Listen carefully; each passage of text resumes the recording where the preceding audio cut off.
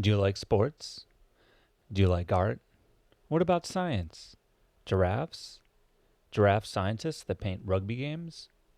It's all available on Audible, the biggest audiobook site with the largest selection of audiobooks this side of the inner solar system. No need to use your boring old eyes anymore. The ears are the future, my friend. Why, you're using them right now. So check out Audible and get your listen on. Go to www.readlearnlivepodcast.com/audible to start your 30-day free trial today. And I think that's important because a lot of us in giving up screens at night, we're giving up the thing that helps us unwind, and lacking that source of relaxation is arguably more detrimental to our sleep than the screens itself.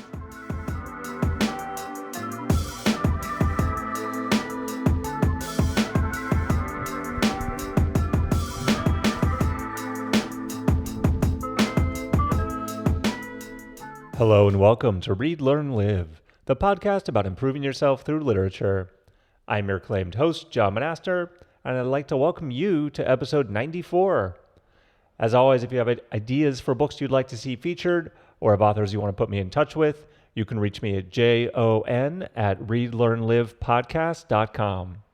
Today, I'm delighted to have the opportunity to speak with author Diane Macedo about her new book, The Sleep Fix: Practical, Proven, and Surprising Solutions for Insomnia, Snoring, Shift Work, and more.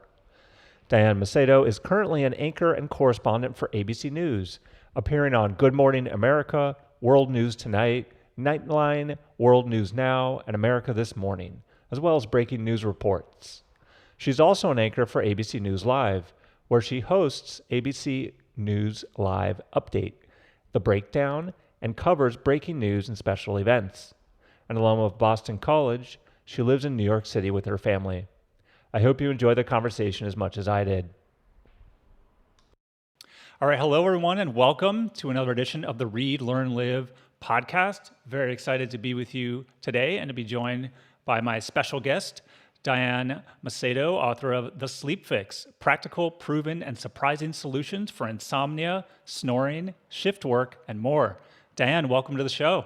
Hi, John. Thanks for having me. Yeah, thanks for coming on. This is just so key, I think, that we talk about this. I really want my listeners to learn and grow and get better. And I think this book is directly trying to help people with a serious problem that many people in our society have. That was the mission. I lived it. I went through it Yeah. myself. And once I learned, everything that I now know, I just kind of thought, well, why isn't everybody talking about this? And so, I really put this book out there so that nobody else has to suffer, or at least far fewer people need to suffer the way that I did. Yeah, very noble, and I'm sure will be much appreciated. So yeah, tell us in your own words, kind of what is this book about? What is The Sleep Fix? So The Sleep Fix is a collection of sleep advice, essentially how to identify what it is that's keeping you awake, and then showing readers the best solutions for those problems, based on advice from sleep experts from all across sleep science. And so I interviewed dozens of experts for this book, and consulted with many more, and went through, I think there's over 200 studies cited in the book. So this isn't just here's my experience and here's what worked for me, and so I'm going to put it out there as if it's, a recipe for success. This really is a collection of some of the best sleep advice for people who struggle to sleep for various reasons, from the top minds in sleep medicine. And weaved in there is my own personal story and the personal stories of several other public figures, because, I think we all identify best with hearing someone's personal experience and doing something versus just hearing about the science. And I also try to boil it down and put it all in ways that's easy for anybody to understand, because, I'm not the first person by any means to tackle the topic of sleep. But I think I am the first person to tackle it from this perspective of this comprehensive way of approaching it, with input from all of these, sleep medicine greats, but then also boiling it down and presenting it in a way that everybody can understand. At times the book is funny, I'm told it's a very enjoyable read, which was my mission. So it's not going to feel like you're reading a textbook, which unfortunately a lot of the books that are written by great scientists and clinicians who write about this topic, they can feel a little too textbooky. And so they don't, they don't make it into kind of the mainstream spotlight. And I really wanted this to be the kind of book that could reach a lot of people and relate to a lot of people, because so many people have difficulty sleeping. And it's not enough anymore for us to just constantly talk about why sleep is so important. It's time we all learned how to sleep well. Not everybody who's not sleeping well is doing it because they're not spending enough time in bed. And I don't think, enough people who talk about this topic realize that. And so, for me, I was kind of fed up a little bit with hearing about the importance of sleep. What I needed was someone to tell me how to overcome my sleep problems and be able to get enough sleep. And that's what this book is all about. Yeah, it's kind of drawing that line in the sand that says, no more. We are going to solve this. Well, listen, if you're the person who's not getting enough sleep because you're just not prioritizing sleep and you don't think sleep matters, well, then you know what your solution is, and you don't need this book to tell you. Your solution is you need to spend more time in bed and figure out a way to do that.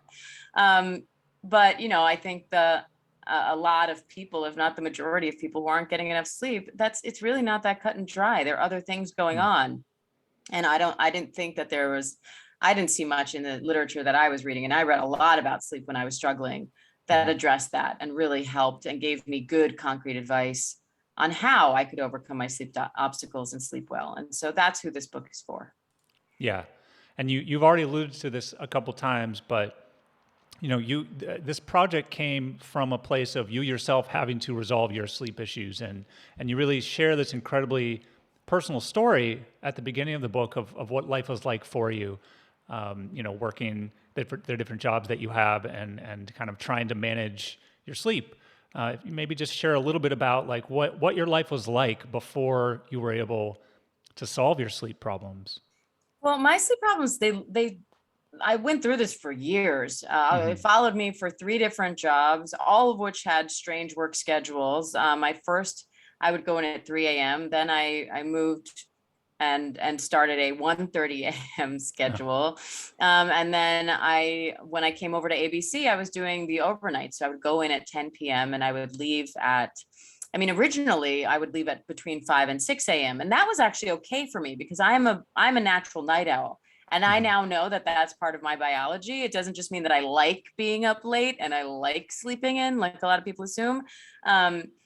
It's part of our biology. And so as a biological night owl, that 10 p.m. to 5 a.m. shift was actually okay. But then I started doing Good Morning America, and 5 a.m. became 9 a.m.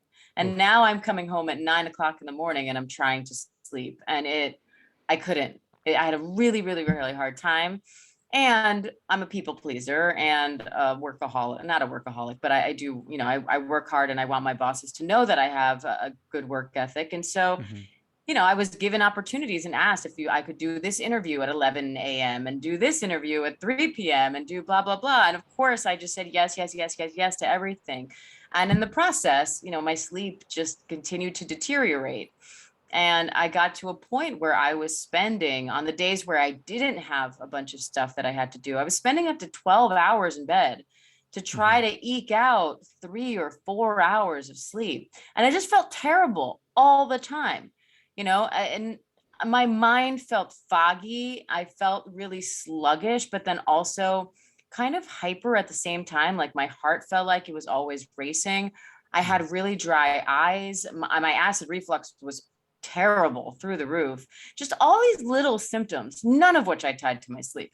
And it started to affect my mental health and my mood. I couldn't think about anything else but how horrible I felt because of my sleep and worrying so much about what how this was going to pan out.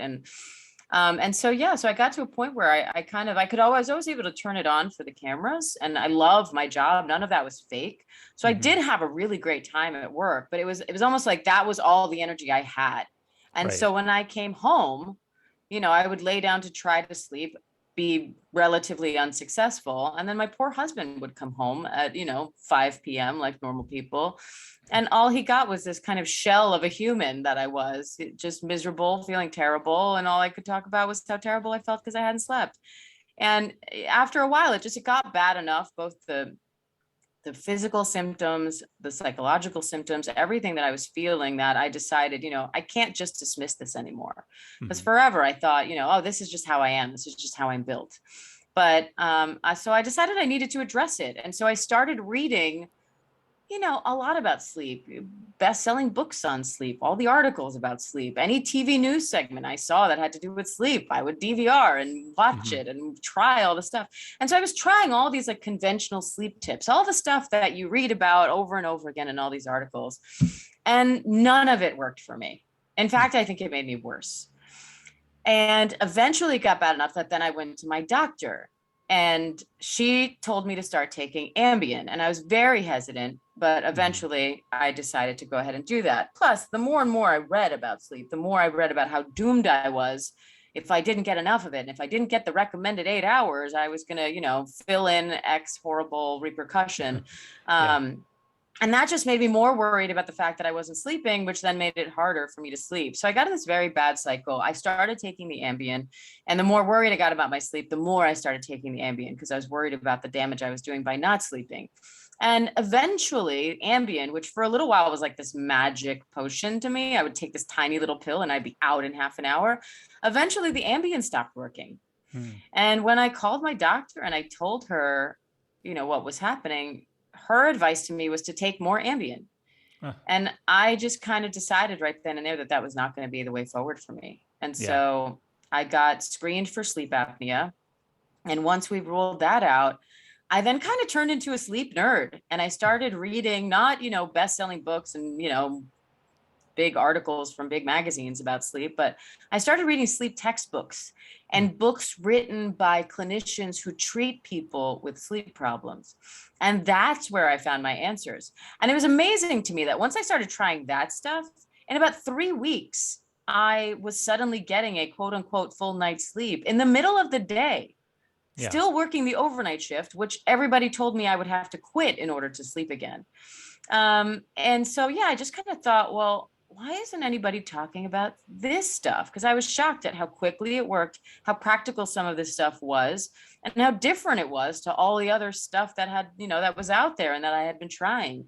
And so fast forward 2 years, and I don't know, something hit me where I just felt like I had to write this book. And the more sleep experts I talked to, who I thought would discourage me from writing it, kind of, who the heck are you encroaching on our territory? It was quite the opposite. They were all like, oh my God, we have been trying to get this message out there, and you're going to help so many people by writing this book, because you can take all the stuff that we know and have been talking about and actually translate it into a way that everybody can understand and get behind, and finally start dispelling the many, many, many myths out there about sleep that are keeping people from sleeping. And so I ended up writing the book that I wish had existed when I was struggling. Yeah, no, that's such a powerful story. And I feel like it especially must have been vindicating several steps along the way, right? Like when you, first off, you were able to conquer your problems in a way that other people told you couldn't be done. And then, after you started doing the research for this book and putting everything together, talking to doctors and scientists and having them give you that positive feedback that, hey, yes, this book is needed. This is going to fill a gap. This is going to help. I think that must have been very empowering. So it's nice to have that feedback along that kind of a journey. It was, and I'm naturally a pretty stubborn person. So to consistently hear you're going to have to quit your job. And I just thought, well, that doesn't make any sense, because lots of people have to work overnight shifts, right? Sure. Like babies are born overnight all the time. What is the doctor going to say? No, sorry, we're going to have to wait till morning. People need surgery in the middle of the night sometimes. Is the surgeon going to say, sorry, I'll see you at 8 a.m. because that's not in line with my circadian rhythm? Of course not, right? So there has to be a better way. And I'm not someone who takes no for an answer pretty easily. Yeah. So I just started thinking about it. And I know that, a very prevalent and familiar circadian rhythm disorder, which is what the base of shift work disorder is. A very, prevalent and familiar circadian rhythm disorder is jet lag, right? Yeah. We all get jet lag when we travel. And yet after we spend a few days in another country, we do eventually adjust to jet lag. Why? Because of when we see light, when we see dark, when we exercise, when we eat, and when we sleep and wake up, right? So I just started thinking, well, if you can use those tools to adjust to jet lag when you travel, to shift your circadian rhythm essentially when you travel, then there's no reason why you shouldn't be able to use those tools at home to adjust to an irregular work schedule. And so, it started as just sort of an experiment that I did with myself and reading up about just general science behind your circadian rhythm and what works to do things and what didn't. And it worked so well for me that then I started talking to actual circadian researchers and, people who really know about this stuff. And it ended up being, mostly a confirmation of all the stuff that I had sort of done on a whim, that they said, yeah, you nailed it, but this is how to do it. Here's the study that supports it. Here's blah, blah, blah, blah, blah. And, kind of walked me through. And so for me, it was both, this idea of, I refuse to accept that the only way for all of us to sleep well is to completely upend our lives and have to, rise and fall with the sun and sleep in accordance with our circadian rhythm and so on, give up all great food, never drink again, etc. I refused to accept that. And luckily I found in my experience, I didn't have to. I continued to work in the job that I love. I continued to enjoy, my occasional bad meal and my occasional cocktail and, occasional caffeine and all that stuff. And yet, I managed to start sleeping well. And when I did, all of my symptoms went away. And so all the other part of the story of everyone saying, you're kind of doomed and making you feel like you're doomed forever and whatnot also isn't true. And I now know that the research, it shows that you can recover from, short stints of sleep deprivation and even in some cases long stints. And anecdotally, the stories that I got when I was researching the book supported that too. So for me, it was all a very satisfying thing to be able to put together this comprehensive guide of things that are solid, they're scientifically proven, they're backed by, experts. And yet they also are the kind of things that are meant for you to be able to fit into your everyday life instead of having to give up everything in order to try to sleep, which so many of us try to do. And we actually end up making the problem worse. Yeah, totally. And I want to, delve into the book here, and maybe it might be helpful to start with some kind of definitions of key terms, make sure people understand kind of where we're coming from. And you mentioned circadian rhythm, and you talk in the book a lot about sleep drive. Maybe talk a little bit about how those are kind of related and what those kind of mean to each other as we try and, solve our sleep problems here. There are two main systems that cause us to wake up and fall asleep. One is your sleep drive, and that's super straightforward. Think of sleep drive like hunger, right? The longer we go without eating, the more hungry we get. The more we eat, the more that hunger dissipates. The sleep drive works the same way, where the longer you are awake, the more the chemical adenosine builds up in your brain. And that is what makes you feel sleepy. That's called your sleep drive. So when your sleep drive is high, it means you have a lot of adenosine in your brain, and so you feel sleepy. As you sleep, the adenosine dissipates. And so after a full night's sleep, ideally, you wake up, you have no adenosine left in your brain, you are no longer sleepy, and you're ready to start the cycle all over again. The other system is your circadian rhythm. And your circadian rhythm is essentially a body clock that gives you wake signals and sometimes sleep signals at specific times of the day, regardless of whether or not you slept. And this is why sometimes even after a bad night or when you're traveling or whatnot, you will still feel more awake and more sleepy at certain times of the day.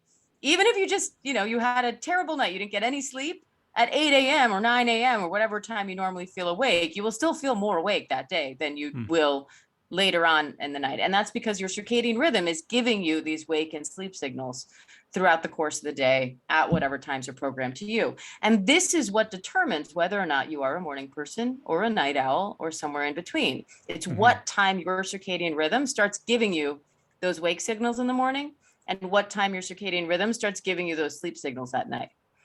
And so if you have trouble sleeping, something is interfering with one of those systems. And so that might manifest as you having trouble falling asleep. It might be you having trouble staying asleep. Or it might be that you feel like you sleep fine. You go to bed, you fall asleep. The next thing you know, it's morning and you wake up, but you still feel sleepy all day. So that sleep is either not restorative or something is interfering with that sleep. And so I think it's helpful to understand how these two systems work, because insomnia, for example, is a very straightforward sleep drive issue where and when you think about sleep drive too, I want people to realize you're not talking about when you fall asleep. I think we often think about flipping a light switch, but it's more like a seesaw. I call it the sleep seesaw. When you fall asleep, your sleep drive overpowers your wake drive. And so it just kind of tilts like a seesaw, and eventually the seesaw tilts enough into sleep territory and you're out. Yeah. But if you are stressed or excited about something, kind of strong emotions will power up your wake drive in addition to whatever your circadian rhythm is doing to your wake drive. And so if you're stressed or excited or agitated about something, that's going to power up your wake drive. And if that arousal is high enough, if you're stressed enough or excited enough, it will power up your wake drive enough that your sleep drive can't compete. And now your sleep seesaw teeters back into awake territory. And so to address this problem, you need to figure out a way to lower that arousal, AKA you need to figure out how to relax, and you want to boost your sleep drive. And unfortunately, those of us who struggle with insomnia often do the opposite. One, we try every single sleep tip out there. We put all this effort into our sleep. We start giving up all the things that we like at night in order to try to make ourselves sleep.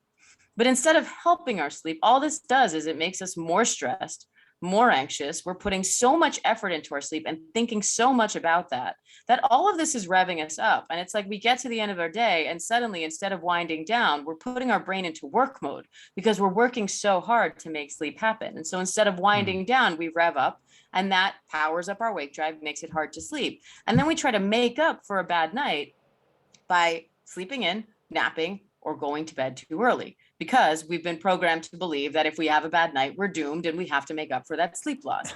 However, the sleeping in, the napping, and the going to bed early, all that means is now you haven't spent enough time awake during the day to have your sleep drive be nice and high.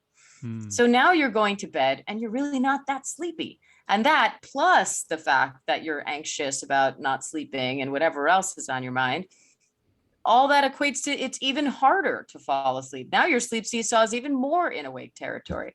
And so the solutions for that problem, which is probably the most common reason people find themselves unable to sleep or waking up overnight. Yeah. The solution to that problem is actually the opposite of so much of the stuff that we hear, which is you kind of want to dial it back on the, trying every single sleep solution out there, trying to have the perfect bedtime routine, and just try a few things. And sometimes it's as simple as, what do you enjoy doing? Right? Like the perfect bedtime routine for an insomniac is often just what sounds like a nice way to spend the last hour or half hour of your day. Just do that and try not to think about it anymore. Right. For people who are already kind of in that agitated state, I love constructive worry, which I also call a worry list or a brain dump. And it's essentially you make a list of everything that's on your mind on the left-hand side of a page. Grab a notebook, left-hand side of the page, write down anything that's on your mind. And then on the right-hand side of the page, you write down just the very next step to resolving that issue. It doesn't have to be the ultimate solution. It might be call a friend who knows more about that than you do if you're not sure what the solution is. If it's something that's out of your hands, you have to accept and move on. Just write that down, accept and move on. And when you can't think of anything else that's swirling around in your head, then the exercise is over. But it's so effective. And I want people to understand Ambien didn't put me to sleep anymore, but this notebook exercise helped, even though I was super skeptical. But the reason it works is by giving yourself the opportunity to process your kind of thoughts and feelings from the day, you alleviate the need to do that in bed.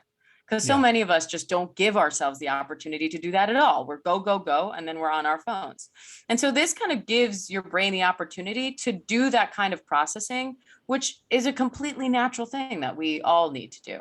And so by doing that before bed, you now alleviate the need to do all that thinking in bed. And if you do that enough, your brain starts to form an association where, oh, this is where we stay awake and worry, not when we're in bed.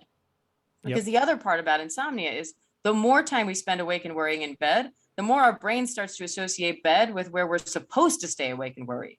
And so then you're dozing off on the couch. As soon as you get to bed, you're wide awake. Why? Because your brain has now learned that bed is where we stay awake and worry, and it automatically goes into that mode as soon as you get into bed. And so this worry exercise also helps to divorce that association, which is key to getting over chronic insomnia. Yeah, I tried that one. I actually did constructive worry, and I think it was helpful. And I'm gonna do my best after going through that one to keep that up. I like it. So that's a good use. You don't have to do it forever. Yeah. The clinicians, I did it for about 2 weeks, and then it felt like my brain just kind of started doing it automatically.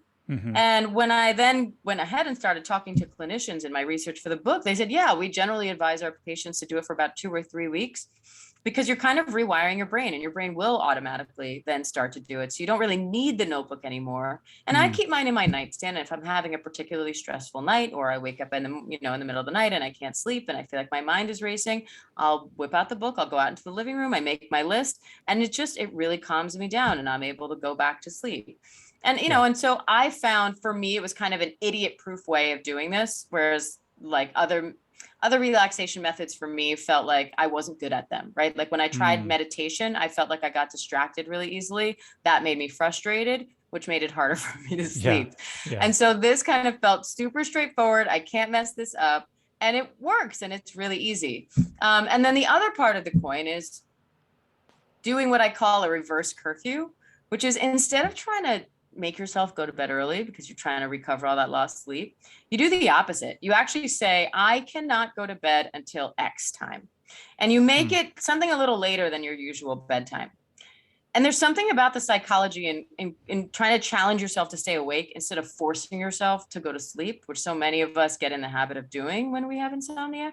Something about reversing that alleviates the performance anxiety that so frequently fuels insomnia. Yeah. Plus, if you continue to wake up at the same time every day, which we all should, it also ensures that your sleep drive is going to be nice and high.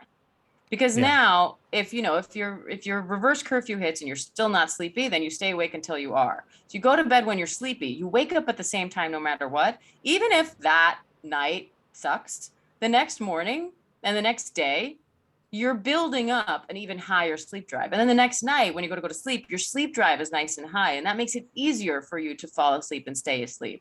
And depending upon how long you've had insomnia, this might take, a few days or a couple of weeks to kind of build on itself. But eventually you get to a point where your head hits the pillow, and in, a reasonable amount of time, 15 to 20 minutes, you're out, and you sleep through the night instead of waking up a million times. And then you wake up in the morning and you're like, oh, wow, I slept through the night and I fell asleep at a normal time and I didn't wake up frustrated. And then little by little, you can start to roll back that bedtime until you feel like you're getting enough sleep, but sleeping efficiently. And so by doing that, you're both building your sleep drive and you're lowering your arousal levels. And now your sleep seesaw, boom, back into sleep territory. But it's so counterintuitive to so many of the things we get into, where we're like, I have to quit caffeine, and I have to erase all screens for my evening, and I have to do lavender oil, and I have to take a bath, and it has to be at exactly this temperature. And, we can really drive ourselves crazy and drive ourselves to stay awake. Totally. Yeah, I think that was a big finding that I took from the book is don't overthink it. Start small. Try some of these out. See what works for you. I mean, I think one thing that is great about the book is that it has so many different types of fixes for different people. Some of them involve using apps. Some of them don't. Some of them are just writing exercises. Some of them are, so there's a lot of different options to choose from. And I think, being able to pick something that, you think might work best for you is important, and there's no one size fits all here at all. Well, and I think that's a big myth, right? We Yeah. constantly are being shoveled these articles that are like top 10 sleep tips to fall asleep in 5 minutes. And it creates this idea that, oh, if I just follow this list of sleep tips perfectly, then I'll be Hmm. able to sleep. But the best sleep tips are going to depend A, on what it is that's keeping you awake, and Hmm. B, on you, your Right. biology, your preferences, your lifestyle, what fits into your everyday, life, because the best sleep solutions are the ones you'll actually do. And so Yeah. if something, involves a big sacrifice on your part, you're either not going to do it, or if you do it, it's probably going to create a lot of stress for you. And that stress is actually going to be worse for your sleep than probably the thing you're giving up. Yeah. Um, and I also want people to realize, that the key to that first part, which is the first step is you have to figure out what it is that's keeping you awake. And so the whole Yeah. scenario I just described was for the people who feel like anxiety is keeping them awake, that they go to bed and suddenly their mind is racing and they can't figure out why, but it feels like they can't sort of quiet their thoughts enough to go to sleep. But that may not be what's, just because that's what kept me awake at night doesn't mean that's what kept somebody else awake at night. And so, for example, if you're the kind of person who has trouble sleeping during the week, but on the weekend, you sleep fine when you can do it on your schedule. Maybe you can Hmm. sleep in late and you can go to bed a little bit later, and then you sleep fine. That's an indication that it's your circadian rhythm that's keeping you awake, not insomnia. And so Yeah. you're going to need a completely different set of solutions because that's a completely different problem caused by completely different things. And so I really wanted in the book to kind of walk people through this path right in chapter 1, so Yes. they can get the brief kind of quick synopsis of what some of the really common sleep disorders are, and have that aha moment of, oh, yeah, that sounds like me. Because many people who assume they have insomnia or assume they don't have a sleep problem at all, I can't tell you how many times I heard, oh, I don't have insomnia, I just don't sleep. Yeah. I think people will go through chapter 1 and have these kind of light bulb moments where they say, oh, yeah, that's me. And now, once Sure. you've identified the problem, now the book will walk you through a path to identify the best way to address that, so that you're not spinning your wheels and trying a million different solutions, but rather you're given a list of options of things that will work for your specific problem. And then you can, within that, choose where you want to start, something that sounds super easy or something that you think will be incredibly effective for you.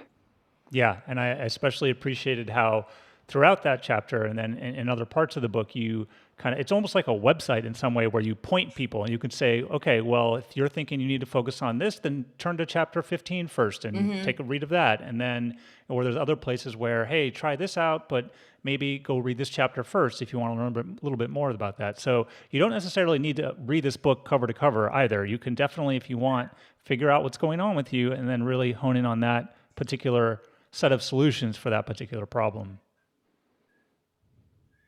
Yeah, and I even in the very beginning of the book sort of provide a guide on how to go through the book, because I had a feeling that people were going to want to just kind of poke around, and so I Yeah, wanted them to poke around in a way that made sense. I don't want people to just flip to one page, try something, and say, "Oh, it didn't work for me," and not, right. and miss kind of the whole key point of the explanation.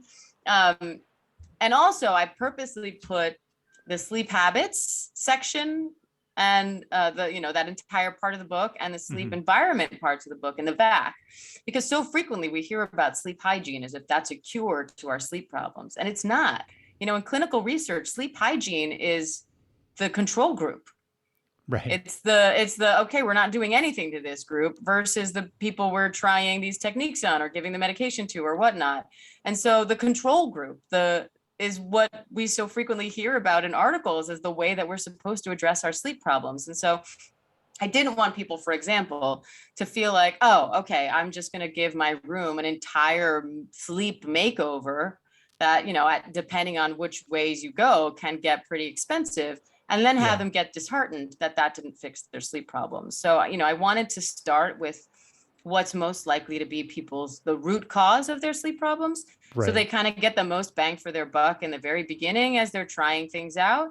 And then once you kind of feel like you're sleeping better, and you're getting kind of a payoff, then you can maybe start refining things and working around the edges, and doing things that are more kind of the cherry on top rather than the foundation. But if you do that the other way around, then those fixes don't fix your sleep problems. And then you just get really discouraged. You feel like you're broken. It's a really lonely experience. And it just begets worse sleep, because the less confident you feel about your ability to sleep, the worse you sleep.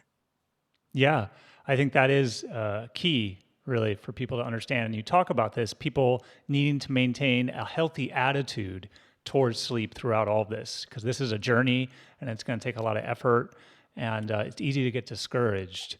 So, I guess maybe what advice do you have for people as they work through this? How should they think about keeping themselves from going down that path of hey, this isn't working. What do I do here?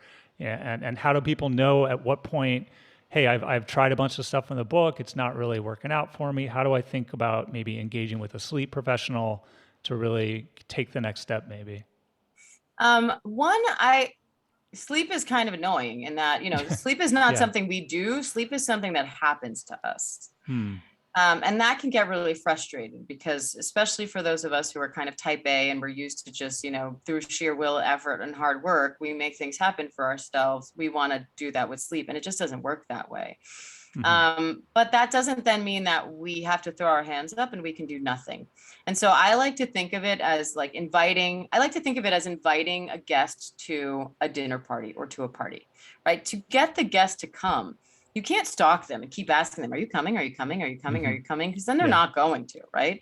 If you have a bunch of guests over for dinner and you want them to sit down and enjoy a nice meal, you can't sit there and stare at them to make sure they're swallowing every bite of food as they sit at the table, right? That would creep Yeah. them out and they probably lose their appetite. They wouldn't want to eat then and they wouldn't want to come back the next time you want them over. But you do still want to create a nice environment, right? If you invite them over and your place looks nice and you've created a nice meal and you've got some nice music playing and you invited some other guests that sleep likes to hang out with, then you've now created an environment where sleep is likely to come, they're likely to join, they're likely to stay a while. And that's kind of really what it's all about. It's not, you're not doing anything to quote unquote make yourself sleep, Hmm. because none of these things make you sleep. Your sleep drive makes you sleep. That's it. But you can do things that create an environment where sleep is likely to show up and likely to hang Hmm. out for a while. And Yeah. part of that also is to try to create an environment where you are more relaxed about whether or not sleep does come. Because just like, dating and making friends and whatnot, sometimes that's also key. You Hmm. need to be kind of laid back and chill out about it for the date to want to take you out or for the person to want to come and hang out at your party. And so I like the advice that if you're ever awake and frustrated in bed and you kind of can't feel like you can't relax and just go back to sleep, get Hmm. out of bed and do something enjoyable and relaxing. And the enjoyable part is just as key as the relaxing part, because we often get advice we often get advice that is, for example, read a phone book or read an instruction manual, something really boring. And Yeah. yeah, boredom can foster sleep, but boredom can also foster frustration. And now you have something else to fear as you're going to bed. You're thinking, oh God, I have to sleep. Otherwise, I'm going to have to read the effing phone book. And nobody wants to do that. Yeah. And that Yeah. just makes it harder to sleep. And so by doing something enjoyable and relaxing, I equate that to inviting guests to your party that both you and sleep like to hang out with. Because Hmm. now, even if sleep doesn't show up, you don't really care because you're having a good time anyway, because you have all these other friends to hang out with. And because you're so chill and relaxed about it, sleep is actually more likely to show up and hang out at your party.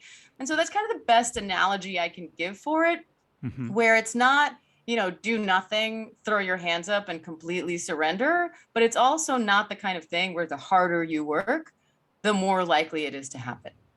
Yeah, I really like that philosophy. And, it's interesting because you talk in the book kind of how that could then extend to maybe that means you watch TV before bed, which, if you read, like you said, those articles is like the biggest no-no in the world.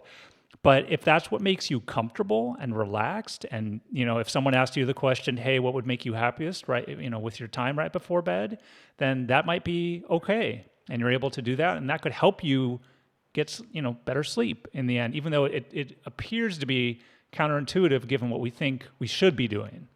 If you ask a good sleeper what they do to sleep at night, most of the time the answer you get is a shrug. because they're like, Right. I don't know. I just kind of watch TV and go to sleep. Right. And for those who have sleep troubles, if the basis of their sleep problems is insomnia, and they start asking themselves, well, what was my sleep routine? What did I do before bed before I had sleep problems?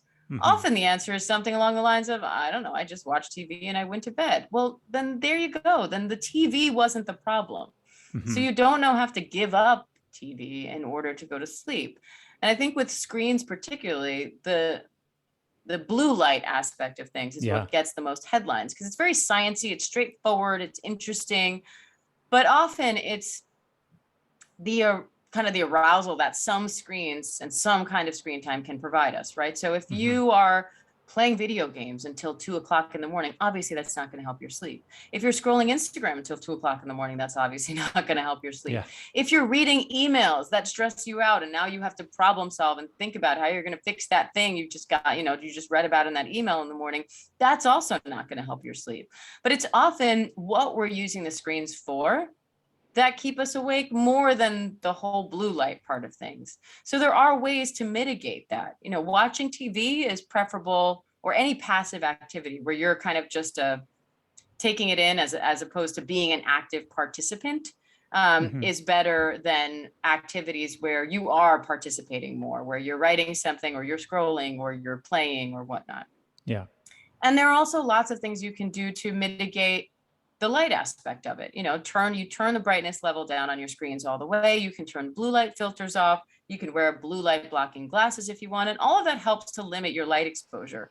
And more importantly, the whole point of the light conversation is to get a nice sharp contrast between the amount of light you get during the day and the amount of light you get at night.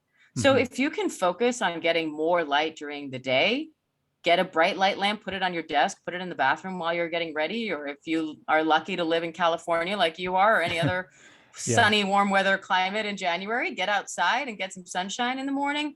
All of that makes you less light sensitive at night. So you then have to worry less about the whole screen aspect.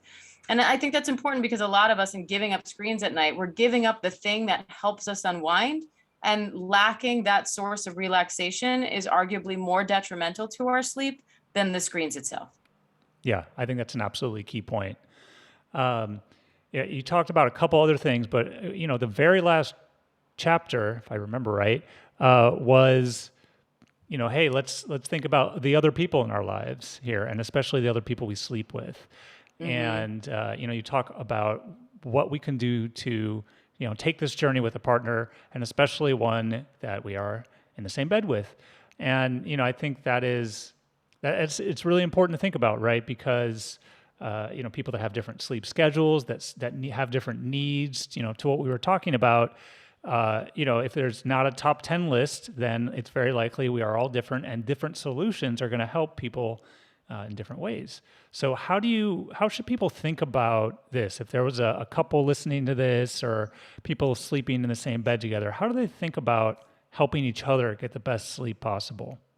I mean, I love that question, because it's so frequently ignored, and we try all of these things to fix our own sleep. And then, if your partner's snoring all night and that keeps you awake, well, all the sleep solutions in the world for you are not necessarily going to fix that problem. Yeah. So one, if the problem is snoring, I think it's important for people to realize that snoring not only disturbs the bed partner, but it's also been shown to disturb the person who is doing the snoring. It's disturbing your quality of sleep, even if you don't have sleep apnea. And so if your bed partner snores, not only do you want to mitigate that for your own benefit, but you also want to mitigate it for theirs. And so do everything you possibly can to, one, encourage them to get screened for sleep apnea, because it's so prevalent and it's so dangerous and it's so straightforward to treat. It's sometimes as simple as with a mouth guard. Not everybody needs to sleep with a CPAP machine on their face. And I know people are really worried about that. Not everyone will need a CPAP. Most of you won't have to spend the night in a lab. You can get tested for sleep apnea from the comfort of your own home. Super simple. They can send you a test in a mail. You put this little thing on your finger and you send it back, and the doctor then tells you what your values are and whether or not you have it, and you go from there. So it's easier and easier to get tested for sleep apnea. And so I can't stress that enough. If your partner snores, try to get them tested for sleep apnea, and do everything you can to convince them to do that. There's also a whole chapter in the book on snoring solutions in general. So check that part out.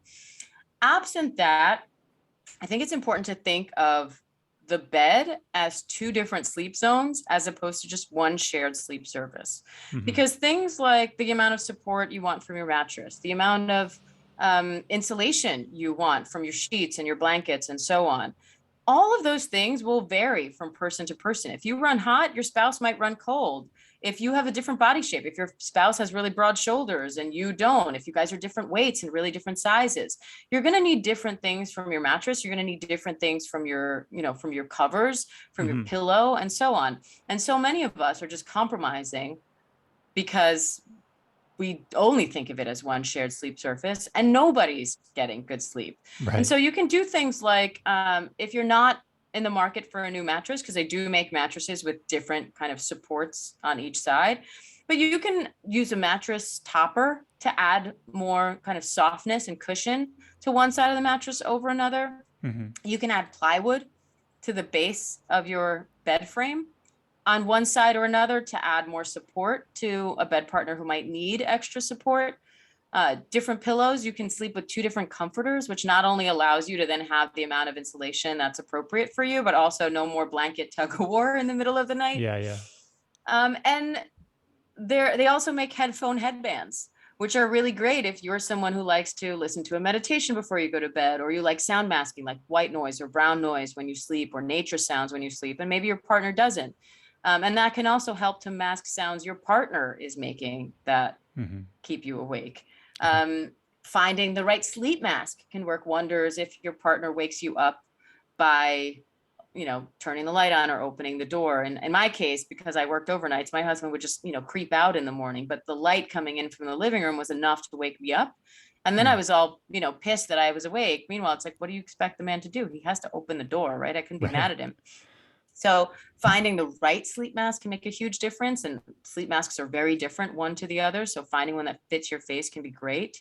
There are lots of kind of little things that you can do, but chief among them is if you are someone who suffers from insomnia, that kind of racing mind and that anxiety, just addressing that can be super helpful, because when we're going through that kind of anxious arousal state that keeps us awake, it's basically your fight or flight response. And that will heighten all of your senses. Your eyes dilate, your pupils dilate to take in more light. You become more sensitive to sound. Every single sense, including your sense of touch, becomes more sensitive because your body thinks you're under threat and is trying to get you ready to face this danger. Of course, the threat in that case is what we think of as wakefulness. And so our body's getting ready to do battle with wakefulness by, of course, triggering this response that keeps us awake. And so once you get less anxious about things, it can also be easier, because if, for example, my husband wakes me up in the middle of the night now, I'm really relaxed about it because I know I'll just fall back asleep. And so because I'm relaxed about it, I do fall back asleep. So it's not really that big a deal anymore. And so, there's so much more. And again, there's a whole chapter about it in the book, and it's so hard for me not to ramble on and on about these things, but there is so much we can do to kind of mitigate and minimize the impacts that our bed partners have on our sleep, so that we can view being in bed together as an enjoyable thing again, instead of being mad at each other all night that you woke me up because you went to the bathroom, and you woke me up because you did this, and you woke me up because you were snoring, and so on and so forth. Because a lot of people are now resorting to a term that's now being coined to sleep divorce, where you sleep in separate rooms. And hey, if that works for you, awesome. And I even did it for a short period of time because the logistics of our sleep just made no sense for a while. But I realized that not everybody has that option, including me now. I don't have a spare room in my New York City apartment. And so, we have to make it work in our bedroom. And a lot of people out there won't have the luxury of an extra bedroom to move one spouse into. And a lot of people won't want to do that. So I wanted to give people lots of different options that they can explore depending on what it is between them and their bed partner that's disturbing their sleep, so they can find the solution that best suits them and best suits their bed partner. Yeah. Well, that all sounds good.